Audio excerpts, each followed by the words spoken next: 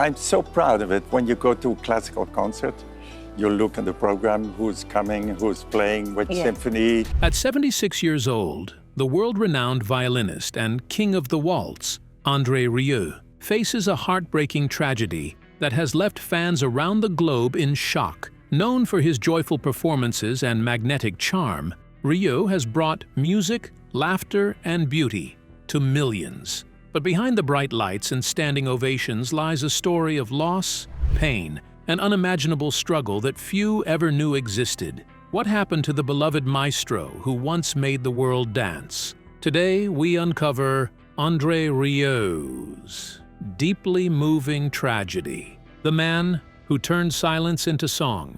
A quiet tribute is sometimes the loudest truth, especially when it comes to a man who spent a lifetime reshaping the music that shaped him. Long before André Rieu became the world-famous king of the waltz, spinning joy across glittering stages, there was a boy in Maastricht who learned to survive in the spaces where affection should have lived. Born on October 1st, 1949, in a post-war Dutch city still humming with echoes of history, André grew up in a home where discipline was plentiful, but tenderness was scarce. His father, a celebrated conductor admired across Europe, could draw thunder from an orchestra, yet rarely offered even a soft word to his own children. His mother maintained a household as impeccable as a polished score, but the quiet inside those walls could feel colder than a winter rehearsal room. Some say the silence between parents and children can be louder than any orchestra. André felt that silence early. He watched his father command stages and win applause,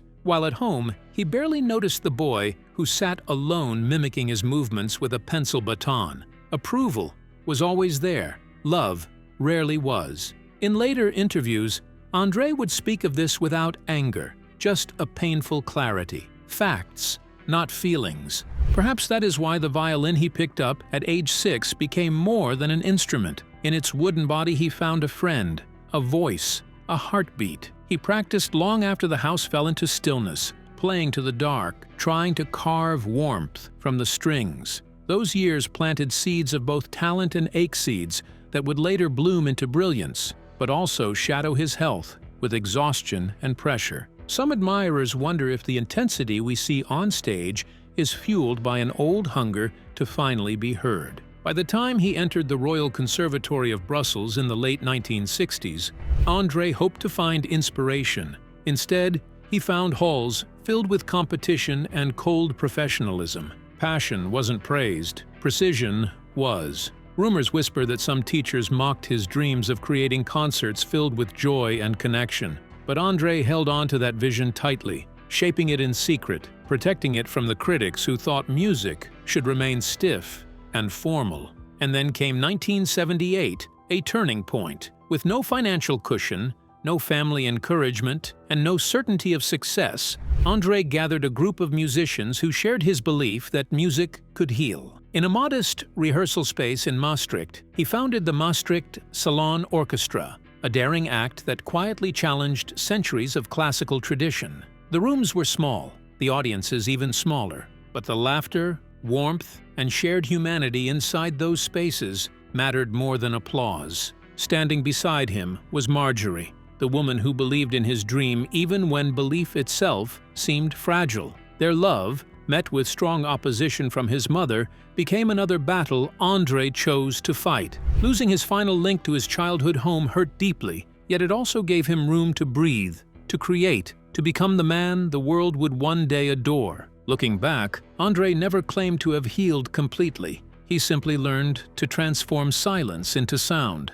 pain into melody, and rejection into beauty. And through that transformation, he built a legacy that continues to make millions smile, sway, and remember that music can hold the pieces of a broken heart and turn them into something unforgettable.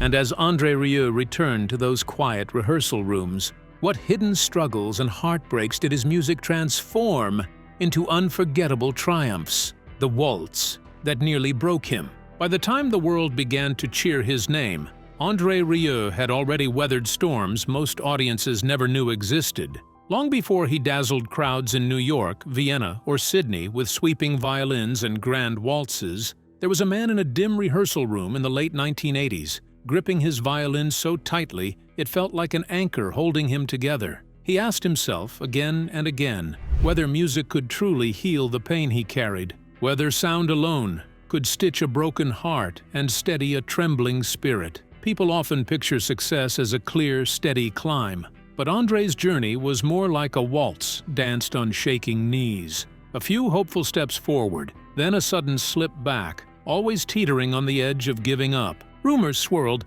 that he was too stubborn, too bold, too unrealistic. At 38, when many musicians had settled into predictable careers, André stunned everyone by forming the Johann Strauss Orchestra with only 12 members. It was 1987, and instead of blending into the world of traditional classical music, he chose to build something entirely his own. Critics dismissed the idea with smirks. They mocked his goal of making classical music joyful and accessible. They sneered that he was turning serious music into a carnival, as though happiness itself was a crime. But André remained unmoved. He believed waltzes could breathe, could dance, could make people feel alive. He wanted to loosen the stiff collars of classical music and replace them with open arms. But dreams, especially daring ones, come with harsh costs. Even after their first major concert on January 1st, 1988, when applause thundered through the hall,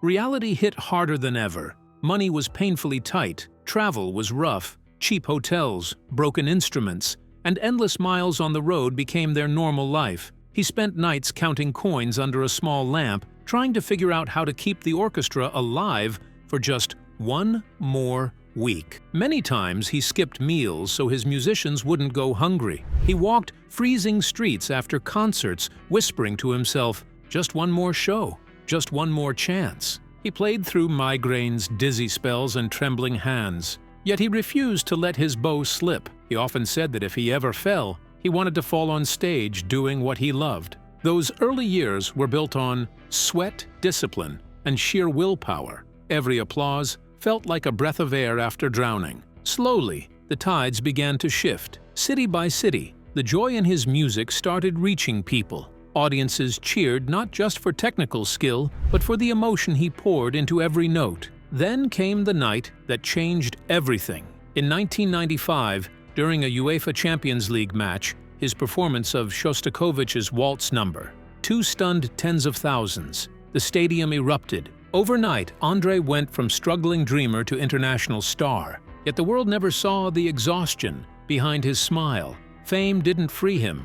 It chained him to even greater pressure. By the mid-1990s, he was not just a violinist, but the leader of an enormous musical family. Airports became his second home, hotels his resting places, and rehearsals his heartbeat. And every night, no matter how heavy the load, he stepped on stage as though nothing in the world could break him. But how can he maintain his crown as the king of waltz when the weight of fear, pressure, and sacrifice threatens to break even the strongest performer? The weight behind the waltz. The crown of the king of waltz was never made of gold. It was shaped from years of pressure, fear, sacrifice, and a kind of stubborn devotion that most people will never fully understand. Long before audiences in Vienna, Tokyo, or New York applauded him under glittering chandeliers, André Rieu had already fought quiet battles that left their marks far deeper than any spotlight could reveal. Even today, fans remember the sparkle, the swirling gowns, the magical atmosphere. But behind that beauty lived a man constantly wrestling with time, ambition, and the physical toll of carrying an empire on his shoulders. Some say that by the late 1990s, Rieu was already stretching himself too thin. Others whisper that he knew it, but refused to slow down. He had built something rare, an entirely independent musical operation in Maastricht, his hometown. Not just a studio, but a world he controlled from top to bottom. Recording, promotion, logistics, even the smallest decisions seemed to pass through him. He liked it that way, or at least that is what he insisted. Yet there were moments when he admitted that the responsibility felt less like a choice and more like a burden that refused to loosen its grip. By the early 2000s, the scale of his productions was almost unbelievable. Hundreds of employees depended on him. His tours crossed continents. Trucks moved costumes, instruments, and precious violins that carried generations of history. He poured money into housing for his staff, created a nursery for musicians' children, and kept a team of chefs to make sure no one fell ill during grueling schedules. To outsiders, these details looked like luxury. To André, they were Shield's ways to protect his orchestra, which he often described as "my family." But even families crumble under stress. In 2009, disaster struck. A sudden wave of cancellations collided with medical exhaustion. His body simply could not keep up. Rumors flew. Was he collapsing financially, physically, or both? The truth, according to those close to him, was more complicated. Tens of millions evaporated almost overnight. His sleepless nights became a ritual of survival. He wasn't calculating profit. He was calculating how to keep every person in his orbit employed, fed, and safe. That determination became both his enemy and his salvation. And through all of this, he kept performing. Night after night, city after city, he forced a smile even when his arms went numb or his vision blurred from exhaustion. He once admitted that there were occasions when he bowed and couldn't feel his muscles. But the roar of the audience pushed him forward. The applause kept him standing. The music kept him alive. Today, people mention his net worth, his dozens of properties, his global success, and his world records. But he rarely boasts about any of that. What matters to him is something simpler. He survived it all. His music survived it all. And in every note he plays, whether in a grand palace or a quiet rehearsal room, there is an echo of the truth he lived. Greatness is built on struggle, shaped by fatigue, strengthened by faith. Even as the years pass and the body grows frail, the spirit behind the waltz continues to dance. Which memories will André Rieu's treasured violins unlock next? And how will his centuries-old castle continue to shape the music and stories of his life? The music that refused to break. Among the many treasures that have shaped André Rieu's extraordinary life, none resonate with the same complex mix of memory, fear, and hope as his centuries-old violins and the 15th-century castle he calls home. Long before, audiences around the world came to associate him with sweeping waltzes, glittering tours, and joyous spectacles, he was a shy, introspective boy discovering that music could mend wounds no one else could see. Even today, when he walks through the sunlit conservatory of his Maastricht castle, you can almost sense the echoes of that first moment when the bow met the strings and sound became a lifeline. Some fans wonder if that is why he fought so fiercely to save the castle in 1999, after years of fainting backstage from exhaustion and waking up in hotel rooms that felt colder than the harshest winter. Purchasing the castle wasn't an act of triumph. It was a quiet, intimate attempt to rebuild the parts of himself that relentless touring had worn thin. Yet the castle, grand as it may be, has always offered a patience that the outside world could never match. During the long years of restoration, André often described the work as healing. Every repaired wall, every revived garden, became a testament to the idea that a person, much like a building, could be stitched back together, piece by piece. Even the tropical room he filled with rare plants became his private refuge, a secret sanctuary where he could retreat when rehearsals felt suffocating and oxygen seemed scarce. And yet, his favorite haven was neither the garden nor the grand hall. It was the recording studio tucked deep inside the castle. Close friends recount how he would sometimes vanish for hours, bow in hand, coaxing notes from silence until the music steadied him again.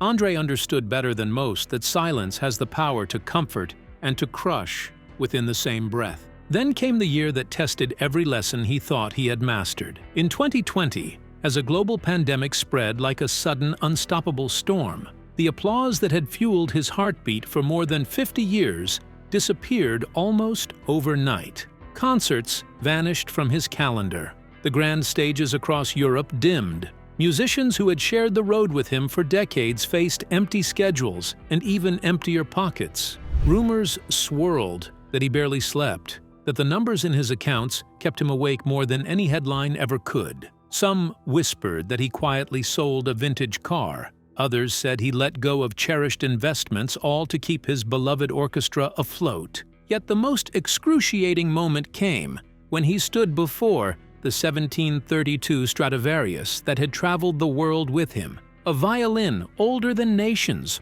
older than the concert halls it had filled with song. The very thought of parting with it seemed like tearing his soul in two. Still, he contemplated it. Fans still debate that moment. Was it despair or devotion? Whatever it was, he stopped short of surrendering it. Perhaps he understood that music, like the human heart, must remain whole to keep beating. Inside the castle, laughter faded, rooms grew still, and the world seemed suspended. Yet through it all, André's music endured. It waited patiently, quietly, until the world found its rhythm again, a reminder that even in the darkest times, the heart of music never truly dies. But when the studio doors finally opened, what hidden stories did the silent instruments and forgotten echoes reveal about music's enduring heartbeat? The waltz between silence and survival. The recording studio stood untouched, as if guarding its own memories. Violins rested like loyal soldiers awaiting a command, and the air felt thick with echoes that once filled the room. Yet behind those quiet walls, André Rieu, known worldwide for turning waltzes into magic, grappled with storms that no audience ever witnessed. People saw the elegance, the charisma, the swirling gowns and sweeping melodies. Few saw the battles that stretched far beyond the stage lights.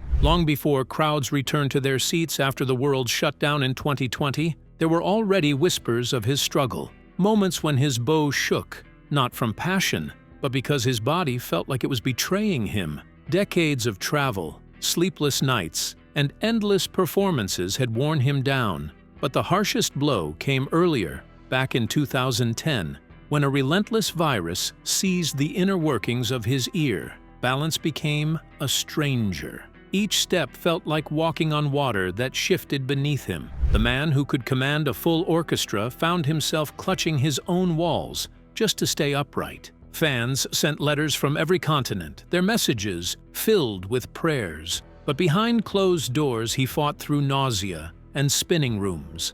In those nights when dawn felt far away, he paced his corridors like a lost composer searching for the rhythm of hope. Recovery arrived slowly, fragile, uncertain, but just as his feet found steady ground again, grief struck from a place he never expected. In 2016, during a tour that was supposed to be filled with laughter and music, Ruud Merckx, his closest friend and trombonist, collapsed without warning. One moment he was joking backstage, the next there was only silence. A silence André later called a wound that music could not heal. He still walked on stage that night, but every note trembled with the weight of heartbreak. Quietly, without explanation, he began leaving a single silent bar during each performance, a small tribute to Ruud, a moment when the world paused long enough to remember. Years passed, and André pushed on, determined to give audiences the joy that had shaped his life. But by 2024, the strain had returned with a vengeance.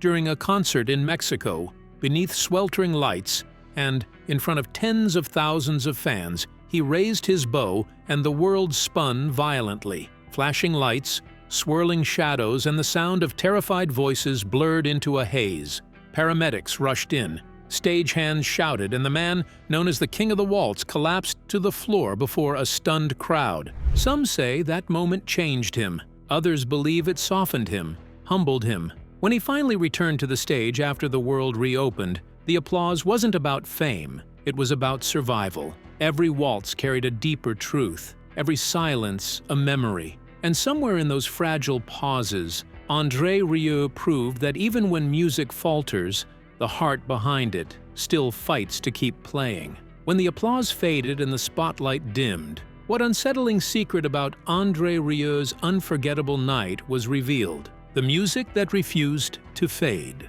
The warm glow of applause often hides the shadows that trail behind it, and on one unforgettable night, that truth wrapped itself around André Rieu like an unwelcome cloak. Long after the orchestra fell silent, his world narrowed to the rhythmic beeping of hospital machines and the trembling voice of Marjorie beside him. He stared at the ceiling, wondering not for the first time if his body had finally reached the limit of what fame demanded. Yet the man whose waltzes once made the entire stadium sway refused to surrender. Even when dawn crept through the blinds with the cold clarity of November light, he rose with a stubborn calm, choosing to rebuild himself with the same precision he once gave to his bow. That recovery did not unfold in a neat line. It came in fragments, minutes of practice, interrupted by waves of dizziness, days when he pushed through tears just to complete a single phrase. Sometimes he would reach for his violin and simply rest a hand on it, as if asking an old friend to hold the weight he could no longer carry alone. And rumors swirled, as rumors always do. Was he too fragile to continue? Was the music slipping away? Yet, each time he returned to the stage, every note became a negotiation with time. Every performance a quiet declaration that he was still here. Behind the glow of his triumphs, Marjorie remained the anchor no audience ever saw. Through financial storms, exhausting tours, and the stillness of the pandemic years, she carried the unseen burden that held their world together. She managed schedules, patched crises, and protected his health with a fierce devotion disguised as gentle routine. André would later say that she saved him more times than applause ever could. Pierre, their son, grew up watching the cost of greatness from the wings. By the time he reached adulthood, he understood that fame came with bruised hands, trembling legs, and exhaustion masked behind polite smiles. Today, he guards his father's legacy with quiet vigilance, fine-tuning rehearsal timings, adjusting lighting, and sometimes insisting on rest when André would rather push one encore too many. When the applause fades, Pierre whispered once, that's when the real work begins. And then there is Daisy, the granddaughter who brings softness to a life built on discipline. Her laughter fills the same rehearsal halls where André once pushed himself to perfection. Her tiny fingers dance over piano keys with a freedom he never had as a child. Watching her play, he has been known to murmur, "The music found another home." Now, in his 150-year-old house near his beloved 15th-century castle, November 2025 finds André living at a gentler tempo. Dawn walks, herbal teas, and balanced meals shape his days. In the afternoons, he retreats to his studio, sometimes playing for hours, sometimes simply listening to silence that now heals instead of haunting. Evenings belong to family, soft laughter, and warmth without spotlight. The memories of those July 2025 concerts shimmer like echoes of survival. He whispered backstage, "I am still here," and he is. Each note he plays carries the weight of a lifetime, a reminder that while age has slowed his body, it has deepened his music. His legacy is not the castle, the fortune, or the priceless violins. It is the millions of hearts steadier because of his sound. Because even when time presses close, André Rieu's spirit continues to waltz. So what do you think truly lies beneath André Rieu's heartbreaking tragedy at 76? A turning point or a hidden truth? We'd like to hear your thoughts. Don't forget to like and subscribe for more.